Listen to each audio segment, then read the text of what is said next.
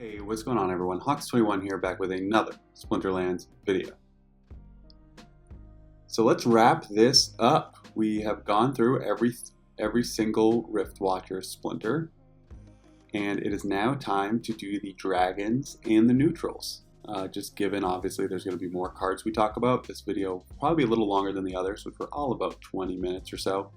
So just buckle in. There's some really cool cards here, obviously. I actually know these cards a little bit less than the others, because I actually haven't seen a lot of these cards, so I'm excited to go through them. But before I do, I am Hawks21. I cover Splinterlands on the channel just about every single day. I am also on Twitter and Discord. And if you're looking for a quick and easy way to support the channel, it would be awesome if you could just take a second and hit that subscribe button. If you want to go a step further, liking the video is awesome too. So yeah, anything you can do to support is, a big help to me, and I really, really appreciate it. All right, let's get into it. Last but certainly not least, let's talk about dragons and neutrals.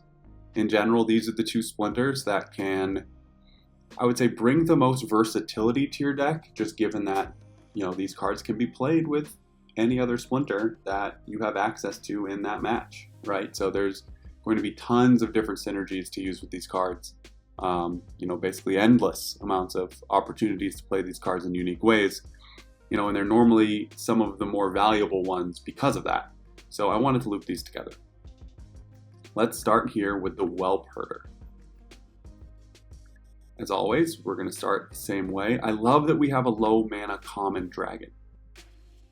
I would love to be able to play, so in the rule sets where I believe it's called Rise of the Commons, where you can only play commons and rares.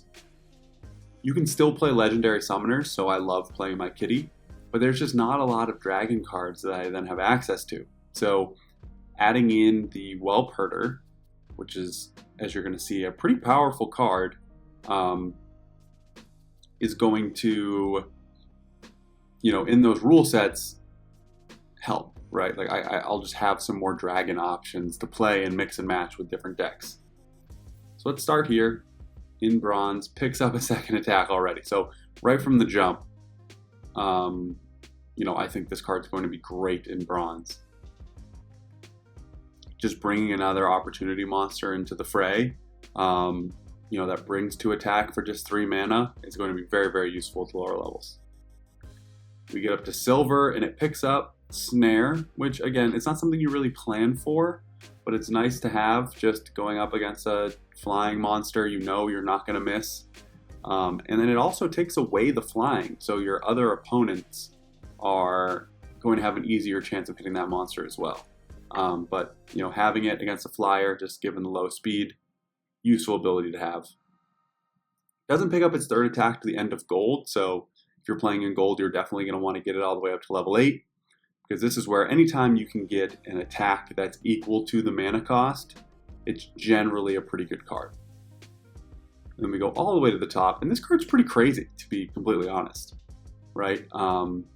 We have the Runicore coming, right, which is a neutral opportunity attack. That's the PFP ETH project.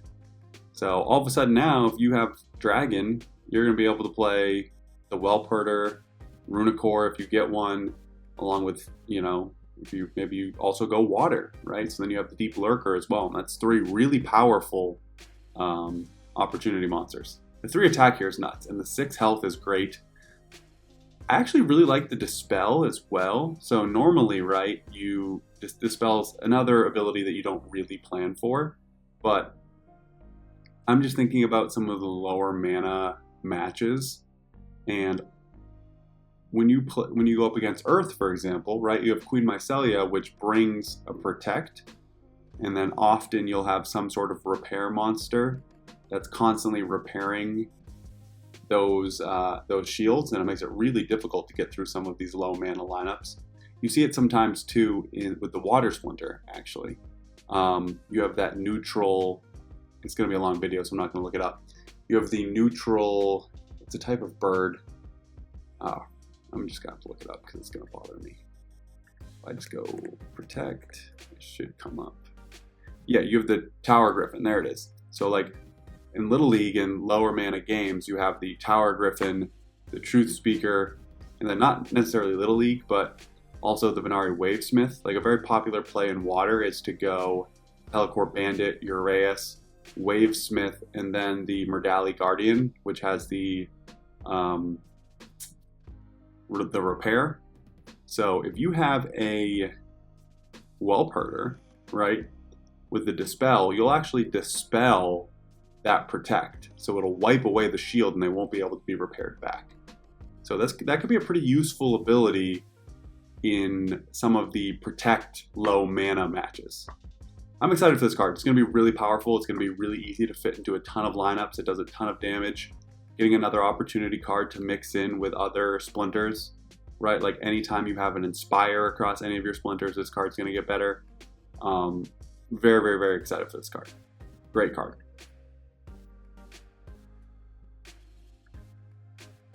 Let's see here. Next we have the Runic Skyclaw, another rare dragon, which is great. So just more flexibility in those rule sets where you don't have legendaries or don't have legendaries and epics. Let's take a peek. Okay, so this is way different than a lot of other cards in this set at the lowest level. Actually, you can play it here, right? Because the 6 speed with the 3 damage, to me that makes this playable at bronze, even for 9 mana. I'm playing this card. It is so fast. It also has the flying. I didn't even notice that. This is like a great sneak protector. You put it in the back line. It's going to be able to dodge with how fast it is in the flying. You're probably matching this up with a Quicks too. So the Quicks is going to nerf your opponent's speed. And then it also has the shield. This is a fantastic card at the lower levels. It's probably one of my favorite sort of this type of card within Riftwatchers. There's a lot of big archers, right, that we've noticed. And it's really hard to play those cards at bronze because they don't have a lot of attack, they don't have a lot of speed, and they're just huge, huge, huge mana cost. This has the mana cost, but I think this backs it up right away with the 3 attack, 6 speed. So this is a fantastic card right from the jump. I'm excited to see how it progresses. So in silver, it picks up a 4th attack, same thing, nothing's really changed. Actually, the speed stays the same at 6. So that's cool. So that's it. You're getting full access to this speed right away. So picks up a 4th attack, so it gets better. You're gonna want that 4th attack. Still elusive with the flying and the speed. Gold, it picks up Reflection Shield. That's awesome. That is awesome. Again, support abilities on high mana cards that bring other things to the table than just support, right? So this 4 damage is going to be awesome. 6 speed, and then also can't be hurt with return fire in gold or higher. Can't be hit by blast, so you can put this next to a taunt, and you don't need to worry about any blast damage or anything like that. So this is great. And at the highest levels, 5th speed and giant killer with the snipe. So you know what this makes me think? Chaos Dragon, right? How many times have I gone up against a lineup where it's some sort of tank, second position is the Carnage Titan, and then Chaos Dragon in the 3rd position with his magic scatter shot that goes everywhere and causes so much trouble. Well, if you put that in the snipe spot now, the Runic Skyclaw is coming for it. It's almost like this card was specifically designed for that card, right? Because it has the flying too, so it has the speed to match it. But if it didn't have flying, there would still be a 25% chance it could miss it. But with that flying, it's going to hit that card every single time that it's in the snipe position. And the giant killer will mean double damage. So this card will actually wipe out the Chaos Dragon by itself in 2 turns. The first turn will get rid of the shield, and then the second turn will, I believe it has 10 health. So double that, and all of a sudden, boom. I mean, it'll be a little bit of a no, because this will go twice before the Chaos Dragon goes twice. Oh, now that I think about it too, the Reflection Shield, I was worried that it could take some scattershot damage from the Chaos Dragon, but it's also prepared for that. So as long as the Chaos Dragon doesn't hit this directly, you're fine. And again, this is going to go before the Chaos Dragon, so you don't even really have to worry about it, but I was still just a little concerned. Like maybe it's not in the snipe position, maybe the Chaos Dragon's not in the snipe position, instead it's, you know, going to be it's in the 4th position, and it's going to be in the snipe position once you get rid of the 3rd position card. You know, and maybe at that point, between the blast damage and stuff, this card would be eliminated. But the Chaos Dragon's going to have to hit it directly because it won't take blast damage. So yeah, there's sometimes where you see a card and you're like, ah, this was designed to counter this. And that's what I'm getting these vibes from this. This card was specifically designed to counter the Chaos Dragon. I love this card. This is one of my favorite cards that I've seen this far. I'm very excited to use this card. Okay. So why don't I do this? I don't have to scroll down every single time. We've already talked about Tispa. It's my favorite one of the summoners on paper. I mean, just think about adding the phase to the Runic Skyclaw, right? Just as a perfect example. It's obviously susceptible to magic with the only 6 health. But give this thing phase and the 6 speed and flying, all of a sudden it's dodging magic as well. You know, you wouldn't want to play it in the last position, I guess, because even if it gets to the front and it's dodging magic, I guess you could potentially win in fatigue if your opponent can't hit you. But you know, if you put this in the second to last spot, for example, then it gets to the front and you have one more damage dealer behind it, this card could be really hard to eliminate even though it won't be attacking. I'm very excited to use this card. There's no point in going through all of the synergies just because it will go across every single splinter. But just think about any really fast card or any elusive card that has flying, dodge. Think about blinds. And then specifically the monsters that, you know, are susceptible to magic, right? They get really fast, but if your opponent goes magic, it doesn't really matter. Now it will, because if you play Tispa with that card, it's going to be dodging magic left and right. And then finally for Dragon, this card looks insane. Absolutely insane. I've looked at this card ahead of time just because it looks so ridiculous, so I know a little bit about it. But here, right from the jump, obviously like opportunity, super sneak, melee can attack from any position. This card's going to be sick, just with the magic and the melee attack coming from the back lines. And what's crazy about this card, right, with having a taunt on Dragon, you can combine 2 taunts in the same lineup.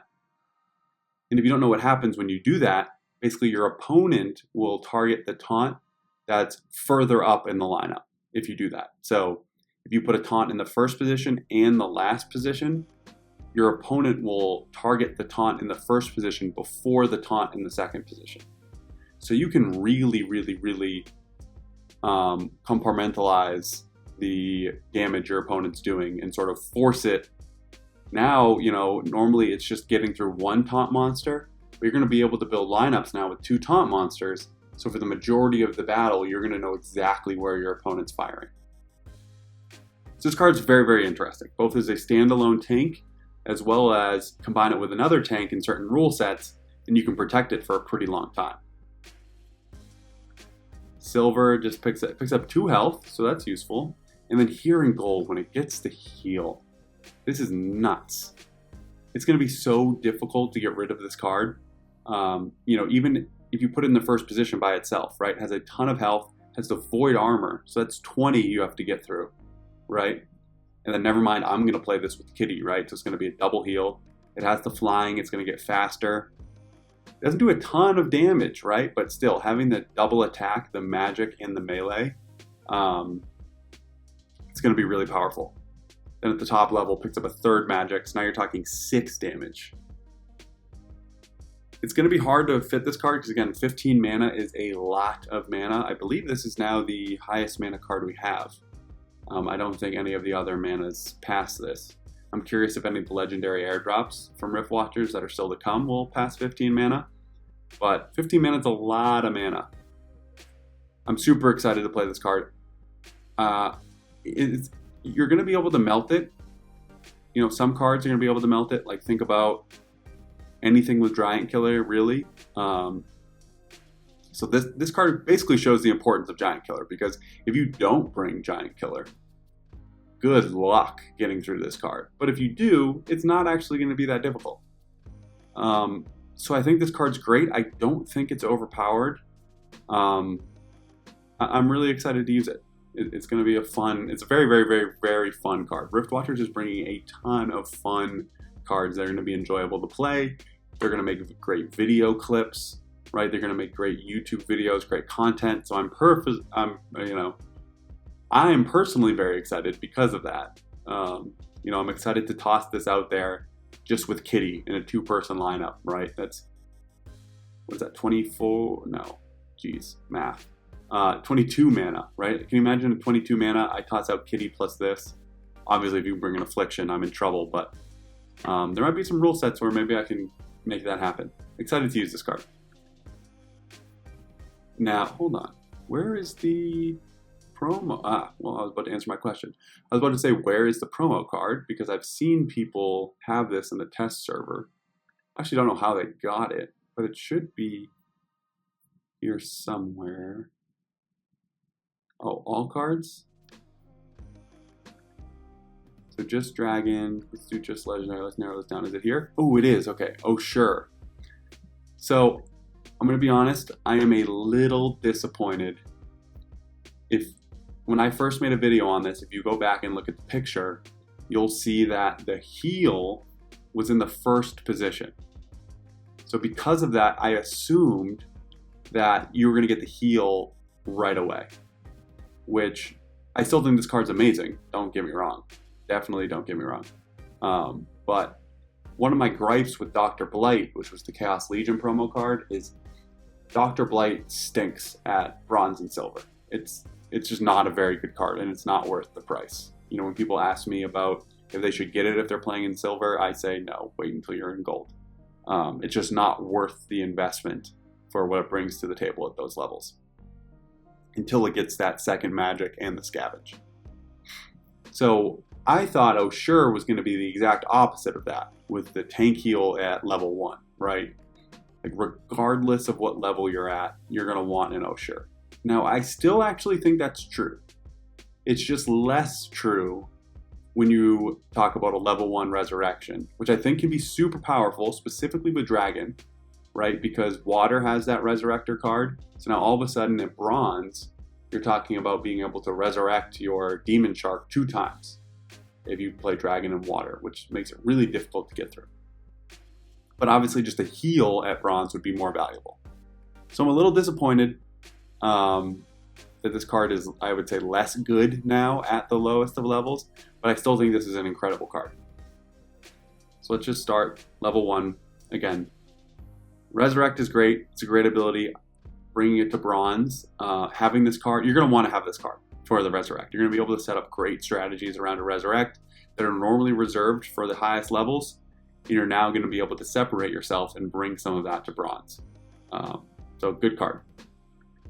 Reflection Shield is great. We've already talked about that. Not having to worry about return fire. This sets up nicely in gold, again, once you get the heal, because you don't need to worry about losing your healer to Magic Reflect, which is always a risk when you have a healer who attacks, right? You don't want that attack sent back at them. You don't want them to hit thorns or whatever it is. So the Reflection Shield is great. And again, just combating blast damage is awesome. This card really starts cooking again once you get in gold. So kind of similar to Dr. Blight. Again, I think it's better than Dr. Blight, the first 2 options in the first 2 leagues. I don't think Dr. Blight's very good in bronze and silver. But just like Dr. Blight, I think it takes a huge, massive leap in gold. Giving that heal in Dragon that you can then combine with other healers and other splinters is nuts. I'm super excited to use this. I'm going to have lineups where I have Kitty, Oshuur, another healer, a cleanse, and just keeping some monster alive for as long as possible. Maybe it's the monster we just looked at, that taunt monster. Abhor Longfish, I think. I'll see the name in a second when I go back to that screen. And then obviously highest levels picks up 3rd attack. So again, we've been talking about cards that need... I wanted higher mana cards with damage that have support abilities. This card has 3 elite support abilities. Elite These are some of my 3 favorite support abilities. And it also has the 3rd attack. So I'm super excited to have this card. I'm going to have a max copy. Yeah, I think it's a very, very, very powerful card. It's unfortunate that the tank heal comes in gold and not the first level like the picture originally showed. So it's definitely a disappointment, but it doesn't take away from the fact that I think this card's amazing. Okay, let's get back to... Now we talk about the neutrals. Alright, so we just talked about some of the taunt strategies you can run, and it looks like we have a Fury monster here. I think this is the 3rd Fury monster, right? Because there was the one in Fire, which was a really fantastic card that has the magic damage. Then there was the Sneak card in Life, and now I think this makes the 3rd. I don't think I missed one. But having this as neutral is great, because you're going to be able to bring this at any time except for the no neutral matches. So you'll always, regardless of Splinter, sort of have a Fury in your back pocket if you're expecting a taunt play. And I think it's great that it gets it right at level 1. So you're going to have a Fury in Bronze. They're doing a better job of making sure Bronze has access to some key abilities, which I really like.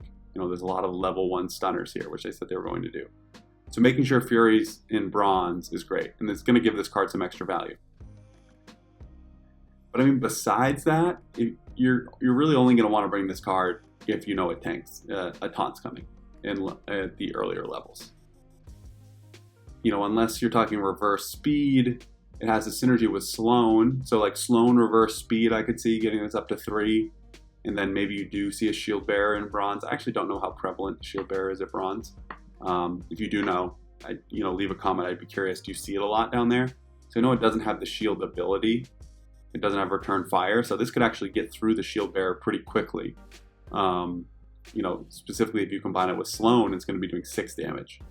So that's something to keep in mind. Then you pick in Silver, it picks up a 3rd damage. Now all of a sudden you're talking about 6 damage to taunts, 8 if you're using Sloan. So it gets more and more interesting. Still 3, gets a little more defense, and then picks up the Snare, which is great, because again, low speed. There is one flying taunt. Oh no, well, okay, actually, if we go back real quick, right here, the flying taunt. So we'll just stay here to see the max level, because that was my next thing anyways, but this is going to always hit this card because it has the Snare, and it's going to do the double damage because of Fury. So boom, right here. If you're expecting Agor, Longtail, I butchered the name back when I was talking about the promo card, but if you're talking about the Rune Crafter, you're going to want to have this card for situations where you're going to come in to Agor, right? You want the Snare, you're going to want to snare this because you also don't want your other monsters missing because of the flying. And the double damage is going to be great. 8 by itself, and then you're talking 10 if you pair it with Sloan. That's crazy. This is a really, really good card. This is must-have right here, the Rune Crafter. Again, not something you're going to play every single time, but if you're expecting a taunt, fantastic card to play. All right, Junker. I actually haven't seen this card that much. So again, this might be another case. I know we had a few of those early on where, maybe you leave this at level 1 in Bronze just to take advantage of that reverse speed, because getting that 2nd speed, how much does it really add in normal rule sets? And it just makes it slightly worse in reverse speed, which is where you're probably going to try to use this card the most. Silver gets a 3rd attack, 3rd speed. Okay, nothing crazy. But then the first level in gold, it gets a repair. So that's interesting. Again, this is another situation. Here's Max, who doesn't get a 4th attack until the very end. But another ability where a card that can do some damage has a support ability. So I like this. This is going to be a very playable card under certain contexts. Like no magic rule sets where you're bringing a lot of shield. Putting this in the reach position where it can attack and then also start repairing monsters. I really wish it had shield itself. That would be great.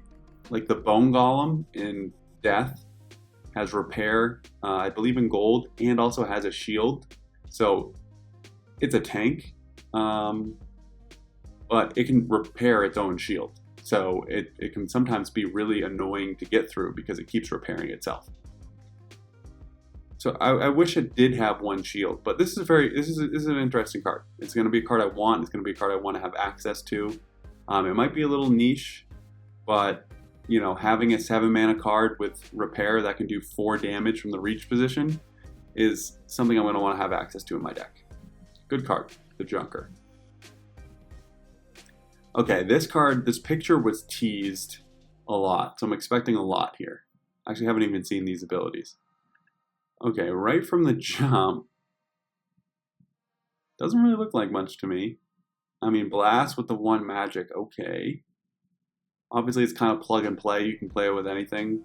Reverse speed, it looks like. Silver again for 5 mana. I'm not really seeing it. Yeah, I'm not really seeing it. Okay.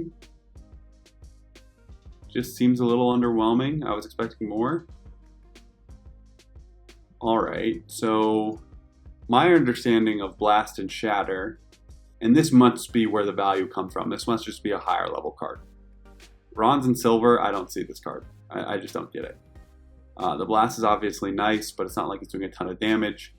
It's a glass cannon, right? It's super low health. An opportunity monster is going to get rid of this so quickly because it's so slow. Probably won't even get a chance to attack in regular rule sets, in regular speed rule sets. But my understanding of Blast and Shatter is that if I hit a monster that has a bunch of shield, I hit it with this magic attack, it'll shatter all of the shield. The Blast will hit the monster next to it and also shatter the shield. So I think Shatter translates with Blast. I'm very confident that that's true, not 100%. So if you think otherwise, please let me know, because that really dictates to me the value of the card at this point. That I get. I get it if the Shatter sort of moves around, because you can play this with Yasik too. And if you were expecting a big shield play across a bunch of monsters, having this with Scattershot could cause some trouble in the back lines. Then highest level it picks up Blind, which obviously Blind is great. Love the Blind ability. So as long as Shatter translates with Blast, which I'm very confident it does, this is a good card at higher levels. It's a good support card for like mid mana. It's going to be awesome to have against the Shield Bearer. I guess the only problem is it's slow, so there's a decent chance you've gotten rid of a bunch of the Shield Bearer's shield by the time this monster goes, so maybe the Shatter is irrelevant. I'm going to have to test this card out. It has some promise. I'm just going to need to see it for myself. So TBD on the Scavo Technomancer. And last but not least, the Curiel Lurker. So it looks like a tank. Oh! This has taunt as well. So hold on a minute. We have a neutral taunt and a dragon taunt. So you can go triple taunt. That's insane. I did not think we were going to get a neutral taunt. So think about this. Before we even look at this card, just knowing it's a neutral taunt, you put the Lurker in the first position. You're going to need a ton of mana to do this, right? You put the Longtail in the second position. That's already 26 mana. You put the Slip Spawn, the Earth card that does 3 magic damage at the highest level. I believe it's 3. Actually, let's just pull up the taunts. Yeah, that's 3. You put the Slip Spawn or any of these in the, preferably probably these guys, in the last position. And then you can put basically anything you want in the 3rd, 4th, 5th positions to keep those 3 alive. And your opponent's going to have a really hard time getting through any of these. Right? Because you're going to have this in the second position. So if there's any blast or anything, it's going to be able to heal itself. And it's going to only be doing the magic damage. But if they do get through this card, and I don't really know how resilient it's going to be. I did see the dodge though, so it makes me think, and I can see it has 4 speed at the highest levels. This can then move into the first position where it'll start getting targeted and start doing the 6 damage again.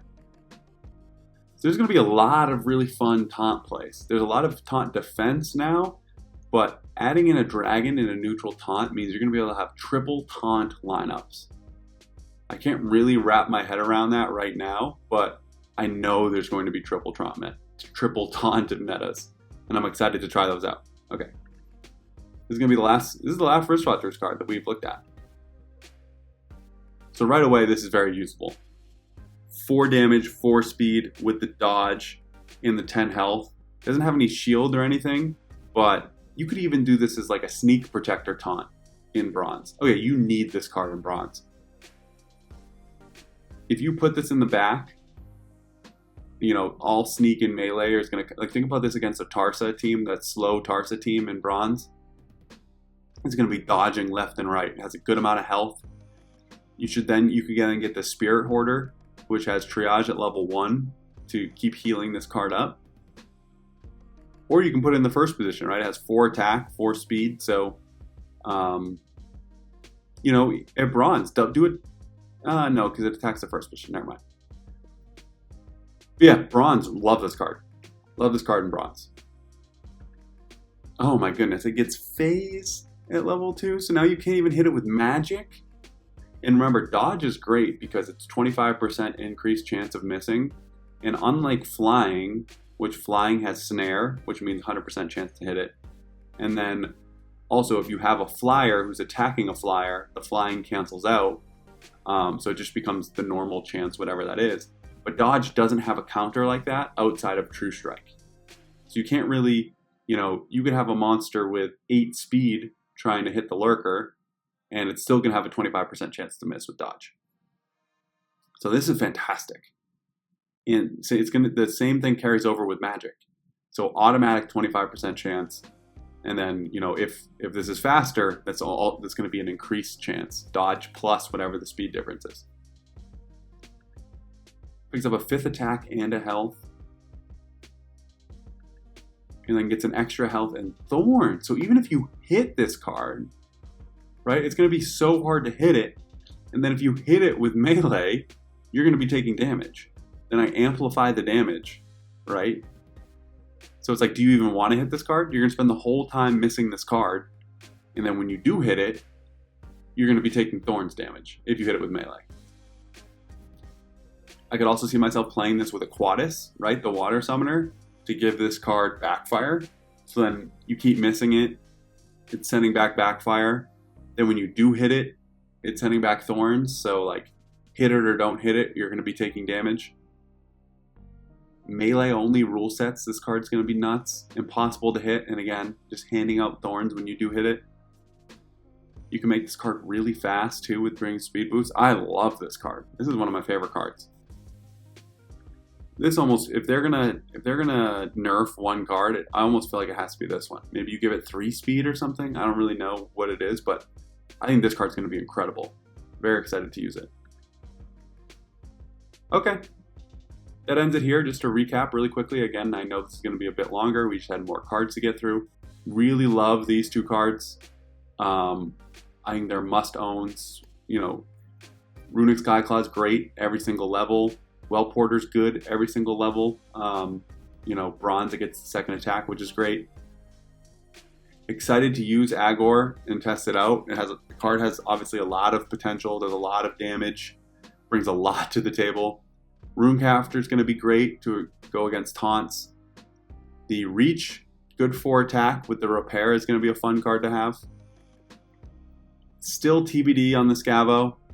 Again, pretty sure Blast transfers scatters to the monsters that get hit with the blast damage, like 99% sure, which will help this card, but I need to use this card before I make a final judgment. And then maybe my favorite card in the entire situation, having a neutral taunt, triple taunt opportunities with the Lurker. So yeah, that's going to wrap up our Riftwatcher series. We went through every single card one by one. If you missed the other videos, again, we walked through all of these, talking about how good they were at every single level, every single league, you know, how they're going to synergize, potential strategy plays. I think it's a lot of really valuable information you're going to want ahead of these dropping, because you're going to want to be quick to sort of take advantage of any opportunities or, you know, market misconceptions that might exist. Maybe there's a card you think is incredible, but the market's down on day one. That might be the best time to scoop up that card. And vice versa, you know, there might be a card you don't think is very good and everyone else does. And if you open some packs, you can sell those right on day one when the hype is high. So having this information early is super valuable. Thanks for being with me across all of these, I believe 6 videos, right? 1, 2, 3, 4, 5, yep, 6. I know it was basically all of my content over the last couple days, but I wanted to get this out and get my thoughts to you before the launch. So that's why we went to the 2 video a days. I hope you're not tired of my voice quite yet, because there's definitely a lot more content coming. All right, I'm gonna wrap it up here. If you enjoyed this content, it would be awesome if you could take a second to like and subscribe. I would really appreciate it. Hope you're getting hyped and excited for the Riftwatchers release on the 27th. I know I am. I'm going to be ripping open at least 100 packs. We'll see what my potion situation is like once we get there. But I'm going to stop it here. Have a great day, and I will see you around the game.